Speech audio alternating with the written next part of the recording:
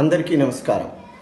ప్రస్తుత విపత్కర విశ్వ విలయం ఈ కరోనా కల్లోలానికి మూల కారణం మానవాళి ప్రకృతికి చేసిన ద్రోహమేనని గట్టిగా అందరూ నమ్ముతున్నారు.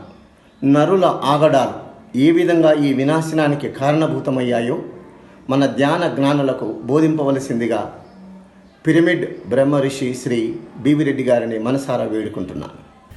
మీరు అడిగిన ప్రశ్న చాలా ముఖ్యమైనది. ఇప్పటి పరిస్థితుల్లో మనం ఆలోచన చేసినట్టయితే కరోనా లాంటి మహమ్మారి ప్రపంచ దేశాలను మొత్తాన్ని వణికిస్తూ ఉంది. కొన్ని లక్షల మంది దీని బారిన పడి కొన్ని వేల మంది ప్రాణాలు కోల్పోయారు. ఈ 1 నెల 2 నెలలు కాదు, ఇంకా 3-4 మంత్స్ దాని యొక్క ఇంపాక్ట్ ఉండేపోతుంది. కానీ ప్రకృతిలో భాగం ఇదంతా కూడా. ఇటువంటి విపత్కర పరిణామాలు ఎప్పుడు వస్తాయి అంటే దీనికి కారణాలు చాలా ఉన్నాయి. భూమి మీద ఈ దుర్మార్గపు ఛాయలను దౌర్జన్యాలను భరించలేకపోయినప్పుడు ఇటువంటి విపత్కర పరిణామాలు చోటు చేసుకుంటాయి. అదేవిధంగా ఒక్కసారి మనం ఆలోచన చేసినట్టయితే 400 సంవత్సరాల కిందట బ్రహ్మంగారు మహాతపశక్తి సంపన్నుడు, సృష్టి క్రమంలో భాగమైనటువంటి వీరబ్రహ్మేంద్ర స్వామి వారి యొక్క కాల జ్ఞానంలో చాలా క్లియర్గా చెప్తూ వచ్చాడు. ఆ ఉత్తర దేశం నుంచి మొదలైపోయి మొత్తం ప్రపంచాన్నే వణికిస్తూ ఉండేటువంటి మహమ్మారి వస్తుంది అని చెప్పుకుంటూ వచ్చాడు.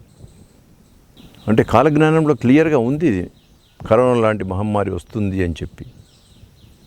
వీటన్నిటి కారణం ఏంటని చెప్పి మనం ఒకసారి ఆలోచన చేస్తే కనుక మానవతా దృక్పథంతో నువ్వు చూడు. నీ యొక్క మానవీయ కోణాన్ని ఆలోచన చేయి. కొద్ది గొప్ప ఆధ్యాత్మిక పరిజ్ఞానం కలిసినటువంటి ధ్యానాత్మ స్వరూపులు ఒక్కసారి మీరు ఆలోచన చేయండి. ఎందుకు ఈ విపత్కర పరిణామాలు ఈ భూమి మీద వస్తున్నాయి అంటే మనిషిలోని ఈర్ష్య ద్వేషాల కారణంగా, నీలో ఉన్నటువంటి అధిక వ్యామోహం, నీలో ఉన్నటువంటి దుర్బుద్ధి, నీలోని వ్యసనాలు, ఇవన్నీ కారణహేతువులే. వీటన్నిటికి కూడా భూమికి భారమయ్యేటువంటి ప్రక్రియను దేన్ని చేయకూడదు. మానవుడు తన యొక్క జీవన విధానాన్ని మార్చుకోవాలి. అటు మార్చుకోకుండా ఈ ప్రపంచంలో ఉండేటువంటి పరిణామాలను తీసుకొని అగ్రరాజ్యాలు వాళ్ళు పోటీ పడుతూ వచ్చారు. రాజ్యకాంక్షతో ప్రతి రాజ్యం తను విస్తరించుకోవాలన్నటువంటి భావనతో ఉండిపోయారు. ఆ విస్తరించుకునే ప్రక్రియలో కెమికల్ వార్కు తయారైపోయారు ఒక స్టేజ్లో. ఇప్పుడు కెమికల్ వార్ కాదు, హ్యూమన్ వార్. ఈ హ్యూమన్ వార్ అంటే ఏ విధంగా వస్తుందంటే ఈ జీవన ప్రక్రియలో కొన్ని క్రిములను ఆ విధంగా తయారు చేసి మోల్డ్ చేసి వాటిను మనుషుల మీదకి ఆటం బాంబుల మధ్య ప్రయోగించేటువంటి గొప్ప ప్రక్రియను తయారు చేశారు. ప్రకృతి శాసనానికి విరుద్ధమైనటువంటి క్రియలు ఇవన్నీ. ఈనాడు చైనా ప్రయోగశాలలో తయారైంది కూడా ఇదే. ఎందుకు ఈ మహమ్మారి లాంటి క్రిములను తయారు చేస్తున్నారు? దాని భాగస్వామ్యం కావాలని చెప్పి అమెరికా లాంటి అగ్రరాజ్యాలు కొంతమందికి చైనాకు వెన్నుతడుతూ ఉన్నటువంటి రాజ్యాలు కొంతమంది, ఈ చివరకు ఈ మానవాళిని నాశనం చేయడానికి కోసం ఇదే వాడాల్సింది. బాంబులు వేశారు. హిరోషిమా నాగసాకి ఈనాటికి కూడా జీవన విధానాలు మళ్ళీ సక్రమంగా లేకుండా పోయాయి. వాళ్లకు పరిస్థితులను చూస్తూ ఇంత దుర్మార్గపు దుశ్చర్యలకు మానవాళి ఒడగట్టుతూ ఉందంటే దీనికి ఎక్కడో ఒక చోట అడ్డుకట్ట వేయాల్సిందే. అందుకే ఆ ప్రకృతి మా తల్లి భూమి మీద ఉన్నటువంటి నివాస యోగ్యము కాని వారినందరినీ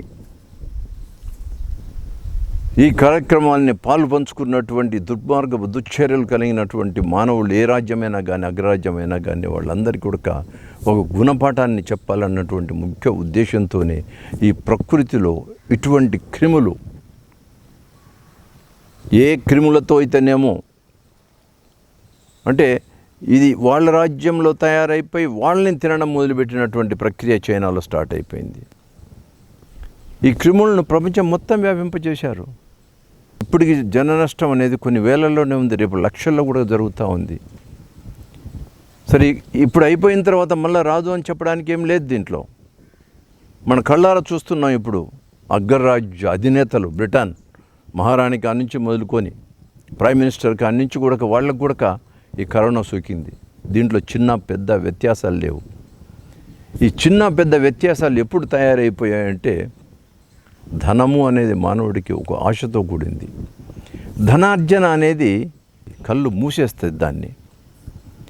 ఈ ధనార్జనకు, పేరు ప్రతిష్టలకు, అహంకార భావపూరితమైనటువంటి భావాలు నీలో ఉత్పన్నమైనప్పుడు ఇవన్నీ నీకు అడ్డగోడలుగా కనపడతాయి, కానీ అడ్డగోడలు కావు వాళ్లకు. ఈ ధనం ముందు ఏమీ లేదు. ఈ ప్రపంచాన్ని నేను ఈ ధనంతో శాసించగలుగుతాను, నా శక్తితో శాసించగలుగుతాను అనేటువంటి అహంకార పూరితమైనటువంటి భావం ఈ మనుషులలో ఏర్పడిపోయింది. దీనికి గుణపాఠం చెప్పేదానికనే ఈనాడు కరోనా లాంటి మహమ్మారి ఈ ప్రపంచం మొత్తం మీద విజృంభిస్తూనే ఉంది. పాప పంకిలితమైనటువంటి మానవాళిని కొంతవరకు నిర్దిష్ట కాల పరిమితిలో దీన్ని పక్కన పెడదామంటే నిర్దిష్ట కాల పరిమితి లేదు దీనికి.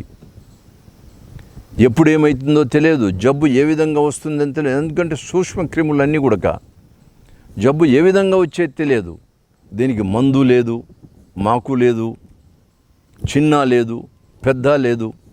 ఒక ఎవరయ్యా దీని నుంచి పడగలిగిన వాళ్ళు అంటే ఆధ్యాత్మిక తత్వ పరిజ్ఞానం కలిగి ప్రకృతిని ఆరాధించేవాళ్ళు, సృష్టికి ముఖ్యమైన వాళ్ళు. మళ్ళా రేపు సృష్టిలో ఇదంతా జనం నశించిపోయినప్పటి తర్వాత మళ్ళీ సృష్టిలో మళ్ళీ రీఓరియంటేషన్ ప్రోగ్రామ్, దీన్నంతటిని సమానత్వం తీసుకొచ్చేవాళ్ళు. అటువంటి యోగి పుంగవులు, మహానుభావులు, వాళ్ళందరికీ కూడా కరోనా భరణాలు వాళ్ళని ఏం చేయలేవు. దుశ్చర్యలకు పాల్పడినటువంటి మానవాళి, ఈ రాజ్యాలు, వీళ్ళందరూ కూడా దీని దెబ్బకు సఫర్ కావాల్సిందే. దీంతో ఏమిటి నీకు వచ్చే పరివర్తన అని లాస్ట్కు చూస్తే అహంకారపూరితమైనటువంటి భావాలు పక్కన పెట్టండి. మనుషుల్లో మానవత్వ విలువలను తెలుసుకోండి. రేపు అదే జరుగుతుంది. ఇప్పుడు జరిగే ప్రక్రియ అంతే. ఓ చిన్న ఉదాహరణ చెప్తాను. నేను చూసినప్పుడు నా గ్రామంలో మా పెళ్ళిళ్ళప్పుడు కూడా నేను చూస్తే పెళ్ళి వంటలు ఒక 5-6 ఐటమ్స్ ఉండేటివి, లేకపోతే ఒక 6 ఐటమ్స్, ఒక స్వీట్ యాడ్ చేసేవాళ్ళు. ఇప్పుడు డబ్బున్న ధనవంతుని యొక్క పెళ్ళి అంటే మనం చూస్తే నాకే ఆశ్చర్యం అనిపిస్తుంది ఒక్కోసారి. 70 ఐటమ్స్, ఎంత ఎక్కువ ఐటమ్స్ పెడితే వాడంత గొప్పవాడి కింద లెక్క. ఈ 70 ఐటమ్స్ ఆడ పెడితే తినగలిగిన వాళ్ళు ఎవరుంటారు? ఆఫ్టర్ ఆల్ ఈ జానెడు పొట్ట కోసం నువ్వు తినేది 150 గ్రాముల తిండి ఒక ప్లేట్ నిండా పెట్టి లెక్కేస్తే కనుక 1 కేజీకి తయారైపోతుంది మొత్తం. నువ్వు తినే ఆ 100 గ్రాములు 150 గ్రాములకి పొట్ట భరించలేదండి. ఆ మిగతాదంతా కూడా తీసి ఆ డస్ట్బిన్లో పడేస్తారు. ఈ డస్ట్బిన్లో అదంతా తీసుకెళ్ళి అన్నం భూమి మీద కుప్పగా పడేస్తారు. ఆ భూమాత ఎంత క్షోభిస్తుంది చెప్పండి. భూమి నుంచి వంటినటువంటి ధాన్యాలు, కూరగాయల కాడి నుంచి చూడు, జీవచరాశుల కాడి నుంచి చూడండి, ఈ జంతువులను జంతు మాంసాలు, నీళ్ళల్లో ఉన్నటువంటి ప్రాణకోటి చేపల కాడి నుంచి, రొయ్యల కాడి నుంచి, వీటన్నిటిని కూడా దాంట్లో వంటకాలుగా తయారు చేసిన వంటకాలను కొంతవరకు మాత్రం, అంటే 10% మాత్రమే తినగలిగిండు, కొంతమందంతా మట్టిలో కలిపేస్తున్నాడు. ఈ ప్రక్రియలో భూమికి కూడా భారమైపోయింది వీళ్ళ ప్రవర్తన నియమావళి. అందుకనే మానవుల్లో పరివర్తన రావాలి. ఆ పరివర్తన తీసుకురావడం కోసం ప్రకృతి ప్రతి 100-120 సంవత్సరాలకు ఒక్కసారి ఇలాంటి ప్రక్రియ ఈ ప్రపంచంలో వస్తూ ఉంటుంది. కొన్ని ఏళ్ల కిందట జరిగినటువంటి పరిణామాలు మళ్ళీ మనం చూడగలిగాం. ఇప్పుడు ఈ కరోనా మహమ్మారి ఏం చేస్తుంది? ఇప్పుడు దీని కారణంగా ఏంటంటే ప్రతి ఒక్కడు రియలైజ్ కాగలుగుతున్నాడు, మానవత్వ విలువలను తెలుసుకోగలుగుతున్నాడు, మానవులంతా సమానమే అని తెలుస్తున్నారు. నువ్వు ఇంట్లో ఉండి ఈనాడు నువ్వు ఇంతకుముందు తిన్నట్టుగా చికెన్లు, బకన్లు, మటన్లు, నువ్వు తాగినట్టుగా కోరినటువంటి విస్కీలు ఇప్పుడు తాగడానికి ఏం లేదు. నీకు రోజు మహారాజు దర్బార్లో ఒక ధనవంతుడు ఉంటే మహారాజు దర్బార్లో, ఒక రాజకీయవేత్త ఉంటే మహారాజు దర్బార్, కింద పనిచేసేవాళ్ళు 10 మంది. ఎవరు పనిచేసేవాళ్ళు లేరు ఇప్పుడు. ఇంట్లో ఉన్న భార్య భర్త వాళ్ళ తోబుట్టువులు ఉంటే వాళ్ళు పని చేసుకోవాల్సిందే, వాళ్ళు తినాల్సిందే. ఇప్పుడు వాళ్ళల్లో రియలైజేషన్, ఇన్నాళ్ళు మనం చేసిన కార్యక్రమాలు ఏంటి, వాట్ ఈజ్ హ్యాపెనింగ్? ఈ ప్రకృతిని మర్చిపోయాం, ప్రకృతి శాసనాలను మర్చిపోయాం. ప్రకృతి శాసనానికి బద్దులమే ప్రవర్తించిన ఈ మానవాళి చివరకు ఏ దశగా పోతుంది అని everybody started realising on it. ప్రతి ఒక్కడు తన ఇంట్లో కార్యక్రమాలు నిర్వర్తిస్తూ ఉన్నాడు. పర్యావరణంలో ఎంత మార్పు, సామాన్యమైన మార్పా ఇది? ఇండస్ట్రీస్, కెమికల్ ఇండస్ట్రీస్, ఆ ఇండస్ట్రీస్, ఈ ఇండస్ట్రీస్, విపరీతమైన పొల్యూషన్ ఉండేది. 1-2 నెలల నుంచి ఎవ్రీథింగ్ పొల్యూషన్ ఏం లేదు. ప్రకృతిలో పక్షులు ఆనందంగా ఎగురుతూ ఉన్నాయి. ఆ కిలకిల శబ్దాలు మళ్ళీ మనం వినలేము. అటువంటిది ఎక్కడ చూసిన వెహికల్స్, రోదన ఉదయం నుంచి సాయంత్రం వరకు. ఎక్కడ చూసిన రాత్రి 12 గంటల దాకా, 2 గంటల దాకా బార్లలో తాగి తందనాలాడే తిరుగుతూ విచ్చలవిడిగా. ఈ మానవాళికి మొత్తానికి ఇప్పుడు అడ్డుకట్ట.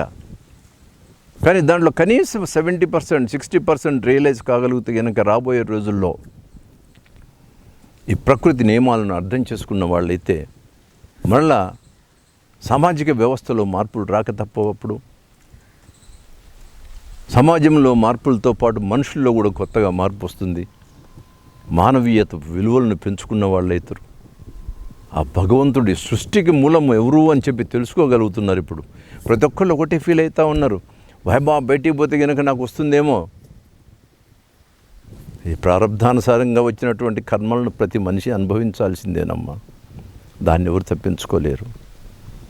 ఈ మహమ్మారి కూడా నిర్ణయించబడి ఉంటుంది. ఈ కార్యక్రమంలో భాగమైన వాళ్ళని నేను తీసుకెళ్ళిపోతానని చెప్పి. Death always waits for those people who are not in favour of nature.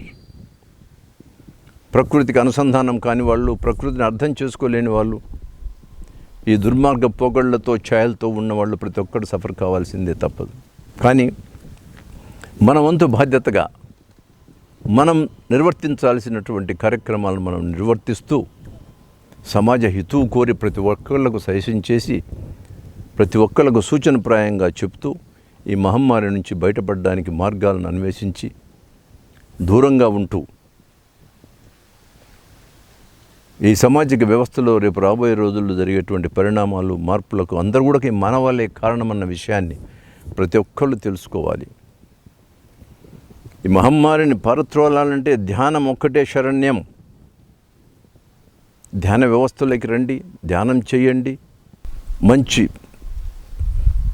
సాత్విక ఆహారాన్ని తీసుకోండి. ఇమ్యూనిటీ బూస్టర్ కోసం ముల్లంగి లాంటి దుంపలను, మనం నిత్యం ఇంట్లో వాడేటువంటి పసుపు, మిరియాల పొడి, సోపు, ధనియాలు, వీటన్నిటి మిశ్రమాలను వాడండి. సరి అయినటువంటి పోషక విలువలు కలిగిన ఆహారాన్ని తీసుకుంటే మీలో ఇమ్యూనిటీ పెరుగుతుంది. మీరు ఈ సమాజంలో అందరికీ సూచనలు కూడా చేయగలుగుతారు.